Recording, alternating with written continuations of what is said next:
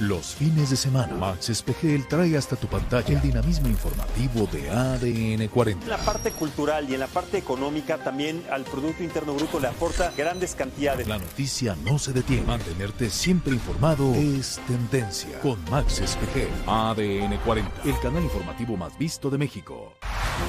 ADN 40, el canal informativo más visto de México. Ahora con un noticiario hecho en tu estado con todos los acontecimientos que ocurren cerca de ti. De lunes a viernes, 20 horas.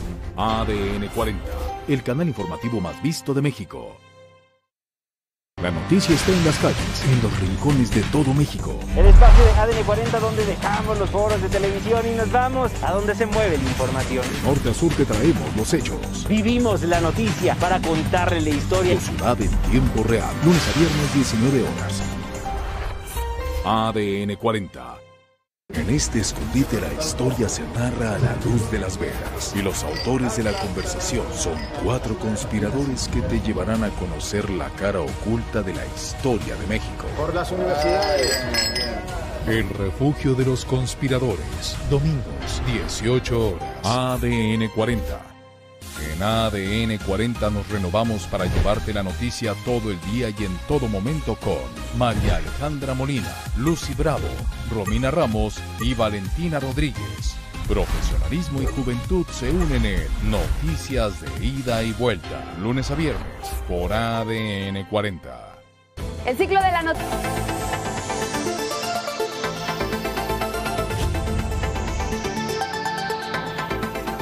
En los consejos consultivos de Grupo Salinas tratamos de acercar a los empresarios para hablar de los temas que son relevantes para nuestro país y que generan bienestar, empleos y sobre todo que trazan una ruta en la cual todos los mexicanos nos podamos sumar al progreso de México. El 2020 fue un año de muchos aprendizajes para la comunidad médica y científica, así como para las autoridades sanitarias en México y todo el mundo, debido a la llegada del COVID-19. Pero también lo ha sido para las empresas involucradas en temas de salud. Los sistemas hospitalarios del país, tanto públicos como privados, han enfrentado serios problemas debido a la crisis sanitaria, que han dejado en evidencia la necesidad de implementar nuevas estrategias que les permitan atender este tipo de contextos. Pese a lo que se creyera, desde el inicio del confinamiento, disminuyó la llegada y admisión de pacientes a los hospitales privados, impactando directamente sus finanzas. Los médicos de los consultorios se quedaron sin consulta y muchos aprovecharon la tecnología y las plataformas para resolver los problemas de salud más urgentes de sus pacientes. Así es, Ninfa. Para hablar del contexto actual del sector salud en México, se encuentran hoy con nosotros en Participación Empresarial Isaac Abadi, de Grupo Abadi, y Antonio Sánchez, de Grupo Covadonga. 2020 marcó un nuevo paradigma para el sector salud. Fue evidente que el sistema público es insuficiente para atender las necesidades de todos los mexicanos. Por eso, las instituciones de atención privada deben pensar nuevas tácticas de optimización de costos, inversión y fortalecimiento de operaciones prioritarias, previniendo distintos escenarios como el de una pandemia. Según una encuesta reciente del grupo de consultores RSM, los pacientes ambulatorios se redujeron hasta en un 60%, la atención primaria en un 80% y la atención dental hasta 90%. Sin el impacto de COVID-19, esta es una industria que se ha manejado bajo una inmensa presión financiera, porque el consumidor del servicio puede no ser quien normalmente lo paga. El pago usualmente vendrá de un tercero, ya sea una aseguradora o un plan de atención financiado con fondos públicos. La producción del sector está compuesta por los bienes y servicios generados por las actividades económicas que están relacionadas con la prevención, la curación y el mantenimiento de la salud. En el periodo de 2009 a 2019, la participación promedio del sector salud al Producto Interno Bruto del país fue de 5.6% de acuerdo con el INEGI. Antes de la pandemia se registraron 2.273.797 puestos de trabajo, que significaron el 5.2% de los empleos remunerados de la economía en 2019, según la última actualización de cifras en diciembre de 2020. Las principales áreas de emprendimiento son nuevos modelos de atención, trabajo y atención remota, digitalización y automatización de procesos, servicios para la salud mental, así como seguridad en la cadena de suministros.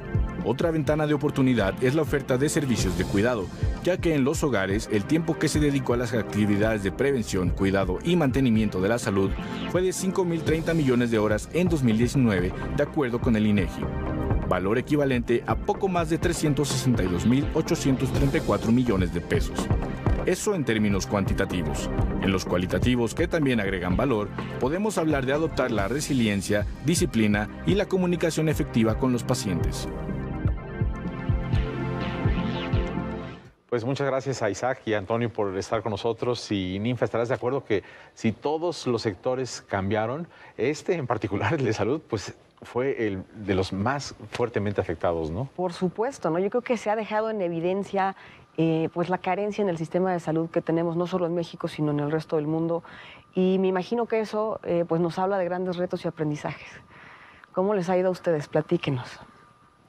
Adelante. Bueno, nosotros, de hecho, pues vimos muy frágil el sistema de salud en México, tanto el privado como el público, que bueno, al momento, con la experiencia que empezamos a tomar al principio, pues empezamos a hacer cosas como las áreas COVID que muchos hospitales hicieron, y también hicimos líneas telefónicas para que el paciente no llegara así al hospital normal, claro, con síntomas, ¿no? Entonces eso provocó, o sea, logramos que el paciente se mantuviera en sus casas, y el tema de cuando realmente estaban enfermos, atenderlos en áreas COVID. Claro. Eso fue lo que al principio se realizó. Sí, muy bien. ¿Y en su caso? Realmente en Baja California hubo una iniciativa muy interesante de los empresarios y montamos, en conjunto, de todos los empresarios y donaciones que se hicieron, se montó un hospital en uno de los estadios de básquetbol. Entonces se montó uno de los hospitales para prevenir esa multitud de gente que podía llegar al hospital y poder tener un filtro anterior a llegar al hospital. Se cerró la frontera en Baja California, nosotros estamos en Tijuana, estuvo complicado el tema y sí, la gente no iba a realizar sus procedimientos normales por ese miedo a COVID, ¿no? Claro, Tijuana es un polo de turismo médico importantísimo en el país y en ese contexto me imagino que también hay grandes mitos, porque por un lado existe la creencia de que son los grandes ganadores de la pandemia, digamos, que económicamente les ha ido muy bien, y por otro lado, pues existe también la percepción de que no necesariamente, porque entonces, ¿qué pasa, por ejemplo, con ese turismo de... Mira, al principio el turismo médico y el turismo de salud bajó demasiado, porque la gente sí estábamos muy resguardados en las casas. Poco a poco se fueron animando a salir y todo el procedimiento electivo que es Tijuana, cirugía plástica, cirugía bariátrica, oftalmología, cosas que no son enfermedades como tal que se necesitan entrar al hospital, aprovecharon el momento para poder hacerse la cirugía y regresar a su casa, porque todo el mundo estaba en casa. Claro. No tenían que pedir permiso de trabajo, podían trabajar desde casa. Entonces, empezó a fluir muchísimo más el tema de turismo de salud, cirugía plástica, injerto capilar y demás, que son cirugías selectivas. Entonces, por ese lado nos empezó a ir muy bien, nos empezó a ir mejor, pero por el otro lado, la gente que todavía no tenía esa confianza y el anuncio de que la frontera está cerrada, hubo mucha percepción de que estaba cerrada tanto para entrar a México como para salir o entrar a Estados Unidos. Pues, sin embargo, la frontera solamente está cerrada para el no residente americano. El residente americano puede ir a México y puede regresar sin ningún problema, que al final del día es nuestro cliente en esa zona. ¿Cómo experimentaron este año y cacho que llevamos con la pandemia los médicos no dedicados a COVID? Y lo pregunto porque yo creo que, pues, ginecólogos, oftalmólogos, cualquier cantidad de gastroenterólogos, todas estas especialidades, yo he escuchado una cantidad enorme de gente que me dice, médicos, bueno, pues se me alteró todo, ¿no? Y ya lo decíamos un poco en las introducciones, las consultas ahora por teléfono, por Zoom, por cuestiones de plataformas tecnológicas, pero yo creo que ha sido un proceso de aprendizaje para ellos en particular dentro de los hospitales enorme, ¿no? Totalmente. Mira, el médico de hecho no está muy acostumbrado a ver a un paciente por Zoom. Bueno, como nadie estaba así hecho. Pero para el médico es mucho más difícil porque está muy acostumbrado a tocar al paciente, a tomar signos y tomar estudios directo, cosa que dejó de hacer. Pero bueno, empezó a acostumbrarse a hacerlo por teléfono o por Zoom y lo empezó a hacer bien. El tema también es que económicamente a muchos médicos les bajó considerablemente la consulta, como bien decías, porque pues ya la gente con procedimientos como rodillas, dolor de columna, todo eso, pues ya me voy a esperar a que se acabe la pandemia para atenderme. Entonces, todo eso también hubo repercusión en el tema médico. Pero yo creo que hablando un poco de los médicos, y que es algo que hay que felicitar, bueno, me decía del COVID, pero regresando al tema del COVID, el médico, yo vi unos médicos mucho más sensibles, porque antes de la pandemia un poco el gremio estaba pues dejando de ser algo sensible con el paciente, y hoy, gracias a esto, vemos a un médico y a un personal paramédico más sensible con el ser humano. No nada más sensible con el ser humano, también mucho más resiliente. Mucho más resiliente antes no querían recetar nada por teléfono o por Zoom. Y fue una manera de cambio de forma de trabajar en la cual ya cobraban su consulta por teléfono o por Zoom, aunque no sea presencial, y ya podían hasta cierto punto recetar o decirle, oye, esto necesitas, ¿qué está pasando? Sí, o te mandaban la receta por una fotografía, o por correo electrónico, porque, bueno, hay medicamentos que lo requieren, ¿no? Correcto. Entonces, también ellos estaban muy reacios a cambiar esa manera de operar, porque pensaban que no iban a poder cobrar si recetaban por teléfono. Pero en el momento que el cliente, el paciente y el médico entiende que el servicio es el mismo, que el conocimiento del médico es el mismo, esté presente o no esté presente, ya se empieza a generar una dinámica diferente que te puede dar muchísima facilidad, porque muchas veces gente se va a Houston o gente se va a Miami o a Nueva York a una cita con un doctor, misma cita que ya los doctores están abiertos a tenerla por Zoom. Entonces, hay un tema de eficiencia que ha ayudado muchísimo esta pandemia. Eficiencia, ¿no? El tema de la telemedicina, o sea, cómo realmente se acerca también, así, ahorita que estábamos hablando de las deficiencias del sistema de salud, también yo veo que hay una oportunidad enorme de acercarnos con tecnología a darle atención a gente que de otra forma no tendría ese acceso, por ejemplo, a esos médicos tan capacitados o tan buenos. Entonces, también de manera remota, hoy podemos hacer infinitas cosas en otras regiones del país. ¿Eso les abre a ustedes una oportunidad como hospitales, como infraestructura, o al revés, les preocupa? No, nosotros creo que nos abre más puertas y abre mucho más, poder tener muchos más pacientes de ciudades que además con más necesidades, hablando más de México, que no tienen el acceso, y bueno, puedes tener a través de Zoom médicos de primer nivel atendiéndote, y además también una de las cosas que nosotros hicimos, compramos un tomógrafo móvil, que era el estudio ideal para detectar el COVID, y lo anduvimos moviendo en pueblitos y logrando que mucha gente se atendiera a través de esa tomografía móvil. Entonces, qué buena onda. Se requiere mucha inversión para este tipo de adecuaciones. O sea, típicamente todos sabemos que los hospitales son intensivos en capital, que requieren este tipo de aparatos, pero al mismo tiempo la tecnología te permite pues abaratar justo por telemedicina la consulta. Entonces me imagino que hay alguna inversión importante, pero al mismo tiempo se puede detonar una mayor escala, ¿no? Totalmente. O sea, sí es mucha la inversión inicial, pero tienes mucha más oportunidad de clientes o de pacientes que puedes atender. Aunque la pandemia no ayudó mucho en el tema de que el insumo y los equipos se fueron para arriba. O sea, al haber tanta demanda en el mundo, pues la gente se le acababan los equipos y los equipos costaban mucho más caros. Hoy empezamos un poco a regresar al precio ya se está equilibrando el normal, pero en su momento eran necesarios comprarlos al momento, o sea, al instante. Sí, ¿se acuerdan de los ventiladores, no? Los ventiladores fue una locura. Sí. O los cubrebocas, los KNs. Todo eso fue una locura. Costaban 300 veces más de lo que costaba nomás. Oye, Isaac, platícanos un poquito, en tu caso, qué interesante hacer un polo para turismo médico. ¿Tú crees que el turismo, o sea, qué tan más barato es el precio que tienes tú versus lo que cobran los americanos? 70% más barato. 70%. Podemos llegar hasta 70% más barato. En promedio está del 50 al 80. Y es increíble, ¿no? Una carie en Estados Unidos te pueden costar $200, en Tijuana la cobramos de $50 a $70. Entonces, mucha gente viene solamente para eso. Un procedimiento de rodilla en Estados Unidos te puede costar $20,000 y en Tijuana en México nos puede costar $4,000, $5,000. Wow. Entonces, es un contraste impresionante, y en lo que estamos trabajando también, porque el sistema de salud americano está atascado y está muy mal estructurado.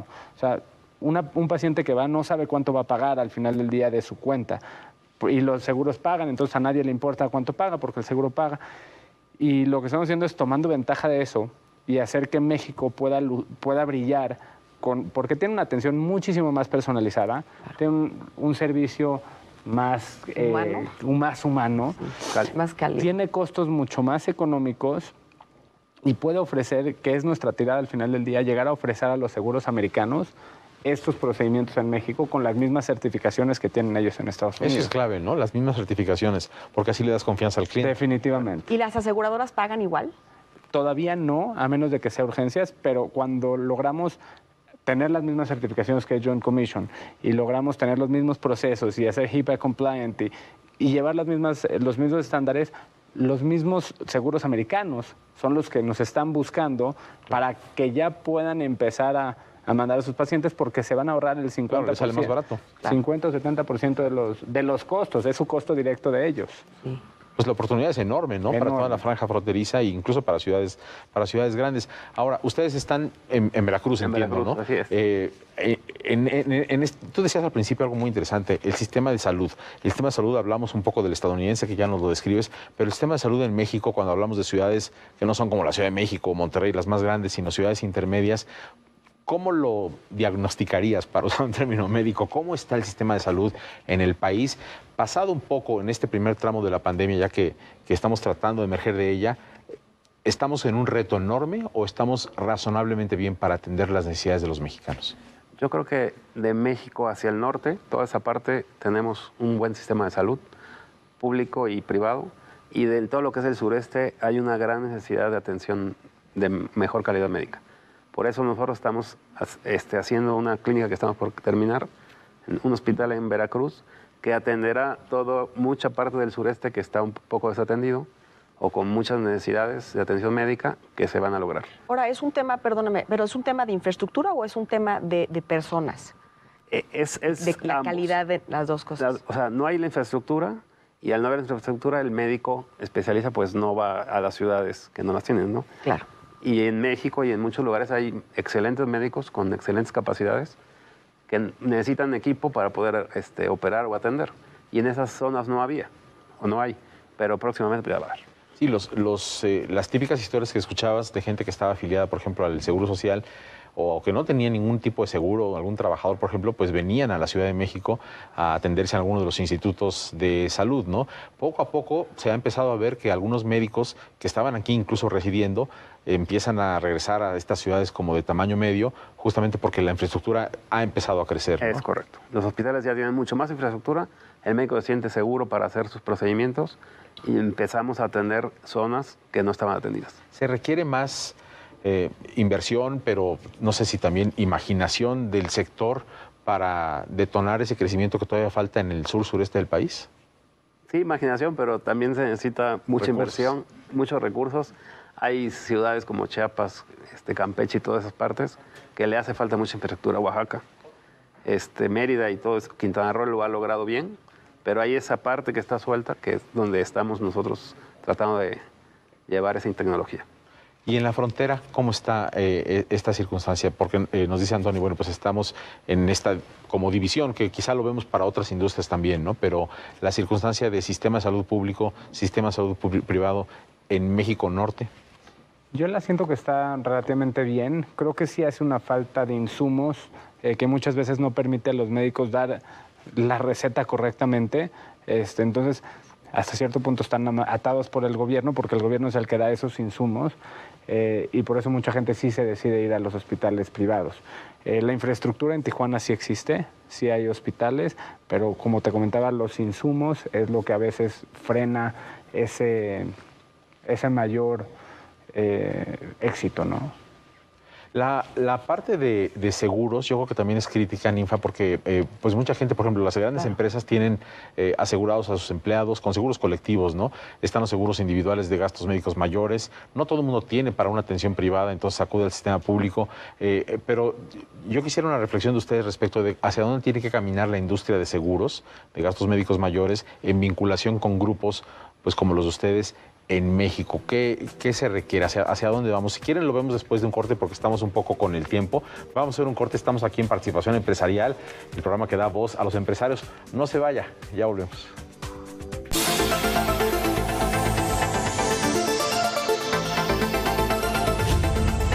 La noticia está en las calles, en los rincones de todo México. El espacio de ADN 40 donde dejamos los foros de televisión y nos vamos a donde se mueve la información. De norte a sur te traemos los hechos. Vivimos la noticia para contarle la historia. Tu ciudad en tiempo real, lunes a viernes 19 horas.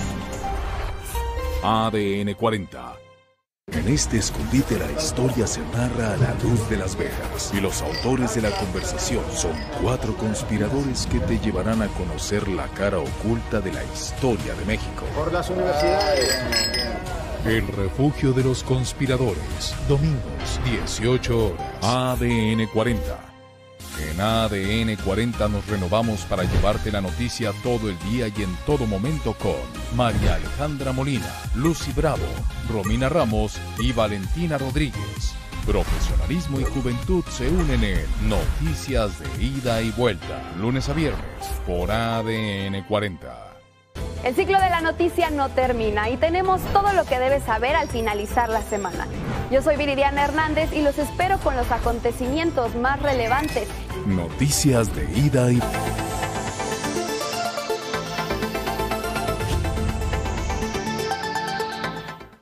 Estamos de regreso en Participación Empresarial. Conversamos sobre el sector salud en México. Nos acompañan Isaac Abadi de Grupo Abadi y Antonio Sánchez de Grupo Covadonga. Y les preguntaba yo sobre pues, temas de seguros, ¿no? Para que México avance, se sofistique, para que la gente pueda realmente, un trabajador de clase media, por ejemplo, pues pagar un seguro de gastos médicos mayores y evolucionar, avanzar adecuadamente con grupos privados, independientemente de lo que el grupo público, el gobierno tiene que hacer. Pero ¿cómo podemos hacer? ¿Qué tenemos que hacer en este país? Yo pienso que independientemente de que los hospitales deben de dar unos precios más accesibles a las compañías de seguros o crear procedimientos más de paquete, vamos a decirlo así, que la aseguradora sepa cuánto le va a costar y no tengan los siniestros tan fuertes y tan escalonados, eso sería por un lado, y por el otro, que la gente tenga más conciencia de comprar seguro, porque en México están asegurados poquititos, muy poquitos, entonces eso hace que el valor del seguro sea muy caro. En cambio, si aumentas la población, tendrías un costo de valor de seguro mucho más barato que podría hacerlo mucho más accesible a la mayoría de la gente. Sí, al final del día es un juego de números, ¿no? Exacto. O sea, es un juego financiero. Si el hospital cobra más barato a la compañía de seguros, la compañía de seguros puede cobrar más barato al cliente final. ¿Y cuál es el futuro, digamos, en esta industria? Porque pues el COVID tampoco se va a ir a ningún lado, ¿verdad? Así es. Y pues, ¿cómo va a ser la vida del hospital ahora? Que sí, regresamos a la rodilla y sí, el que se tiene que operar del corazón y esos... ¿Cuándo crees que empiecen ellos a regresar, a tener la confianza? ¿O cómo van a generar ustedes la confianza para que la gente se vuelva a sentir cómoda de hacerse y de intervenirse? Claro. Yo creo que la gente empieza ya a regresar a los hospitales, pero es obligatorio que los hospitales tengan áreas COVID. Porque no tienes, o sea, aunque disminuya y tengas solo 1 o 2 pacientes al mes, esos 2 te contaminan todo el hospital. Entonces tienes que tener un área COVID con todo el tema de la preatención, los estudios independientes, el tomógrafo independiente, rayos X independiente, para que no contamine las demás áreas. Haciendo eso, el COVID, como bien decimos, llegó para quedarse, lo atiendes ahí y lo demás lo tienes de este lado. Y un filtro inicial con el médico que esté pendiente de cualquier síntoma lo mande al área COVID. Y así la gente se siente mucho más seguro y empieza a ver que aunque me atienda de la rodilla o la columna, no me contamino. Y eso está creando confianza. Que realmente eso es lo que ha estado pasando. Al principio no sucedió porque los hospitales tomaron su tiempo en agarrar y separar. Sin embargo, una vez que sucedió, la gente ya sabe, no, es que voy al hospital. En este hospital no hay COVID. Este no es un hospital COVID y este sí es un hospital COVID. Claro. Entonces, definiendo exactamente qué es cada cosa, ya da esa confianza de regreso. ¿Qué tema tan importante, el miedo? Ahorita hablábamos un poquito en el corte sobre la salud mental y hablábamos, pues la salud mental tiene que ver mucho con el miedo y cómo procesamos pues ciertas emociones que al final del día se somatizan. ¿Qué tienes pensado con respecto a...? Bueno, la realidad es que te comentaba, a mí me dio COVID y no tenía miedo al COVID. El hecho de no tener miedo al COVID te ayuda a que fluya mucho más todo, tu cuerpo está mucho más en sintonía. El miedo es algo que afecta, no nada más en el COVID, sino en la salud global, en la salud integral. Lo que estamos haciendo nosotros en el grupo es abriendo la conciencia de todos los colaboradores y toda la gente y hacer algo con propósito. O sea, que nuestro propósito ya no es generar mi bottom line, mis utilidades del año. Mi propósito es que la gente pueda abrir su conciencia, pueda ser más feliz, pueda ser más pleno, porque en el momento que uno es más pleno y es más feliz, tiene mucho menos energías negativas que lo hacen que se enferme. Bueno, yo creo que lo que dice Isaac es muy valioso. La gente hoy no está feliz, aunque debe estar feliz porque tiene todo en su casa, como bien dice, pero tiene tantas cosas en su mente que le complican, y el miedo al COVID y todo eso, que les ha complicado sus relaciones tanto personales como familiares. Y bueno, tocante a lo que él dice, yo creo que es importante apoyo psicológico, apoyo de crecimiento, y bueno, ¿por qué no? El rating está muy bien. El régimen. El régimen de las medicinas alternativas. Sí, ya si te vieran sin saco, a lo mejor sí piensan que eres más hippie, ¿no? Bueno, Digo pero que no, hace mucho no uso saco, pero hay que adaptarse. Oye, ¿cómo podemos imaginar el futuro de México con hospitales privados en mayor armonía con el sistema público? El sistema público, pues tendríamos que hacer un programa entero para hablar justamente del IMSS, del ISSSTE, de lo que hacen los institutos públicos de salud, pero sí creemos que mucha gente está auténticamente pues interesada en este sector también, ¿no? Médicos privados, tecnologías muchas veces a las cuales los privados pueden acceder de forma más rápida, innovaciones que hay en otras partes del mundo que es más fácil que un gobierno obeso, pues un privado lo pueda traer. ¿Hacia dónde va México cuando lo comparamos con el sistema privado de otros países del mundo y no nada más Estados Unidos? Mira, yo creo que la infraestructura, los hospitales grandes y la mayoría de los hospitales de buen nivel en México tienen tecnologías muy comparables con Estados Unidos, ¿eh? A lo mejor allá tienen el último modelo y aquí tenemos uno del año pasado, pero andamos bastante decente. Algo muy importante que tiene México es el médico mexicano es un médico reconocido a nivel mundial que ha hecho y hace maravillas en la atención médica. O sea, te estás refiriendo a la parte de educación. Sí. Es muy buena es muy aquí buena. en México. O sea, el médico como tal sale muy bien formado. No sabemos si se dan bien o él aprende, pero el médico sale muy bien formado y a lo mejor con algunas carencias que tienen instituciones públicas, ellos empiezan a hacer, vamos a decirle, tipo de inventos artesanales que al final son muy buenos. O sea, los médicos cateteristas de corazón en México son los mejores que están haciéndolo en Estados Unidos. Crean muchas habilidades. Entonces México está muy reconocido en eso, y si los empresarios del tema de salud hacemos más infraestructura en el país, yo creo que los médicos están felices y vamos a poder tener mucho más personas. Sí, o sea, lo que decías, el mexicano es muy creativo, el mexicano sabe salir adelante, es muy resiliente. Y si pones a una persona resiliente, a una persona creativa, y luego ya las instituciones, los grupos privados médicos, traemos esa tecnología de punta, es una explosión.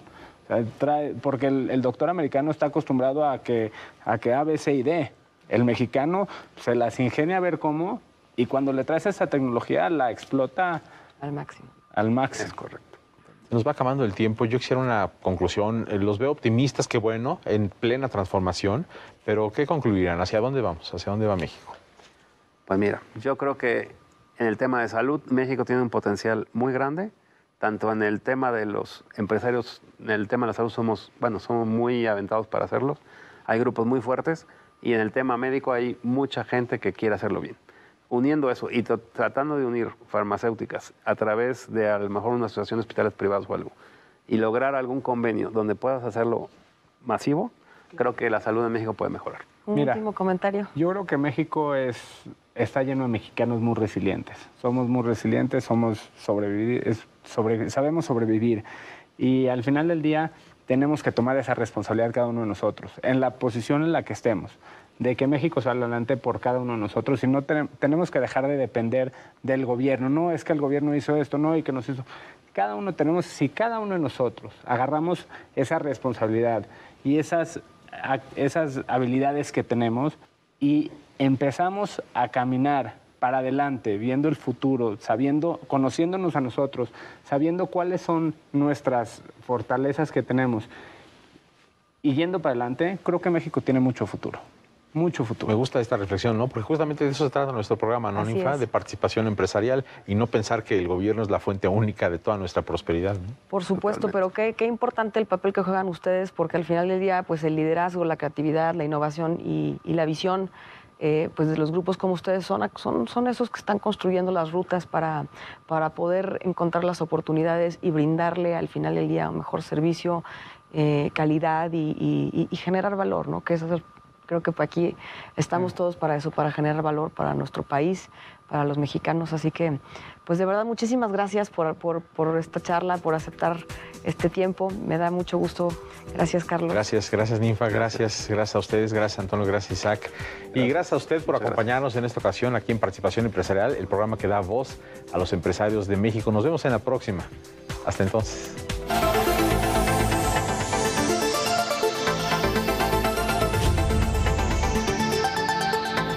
La noticia está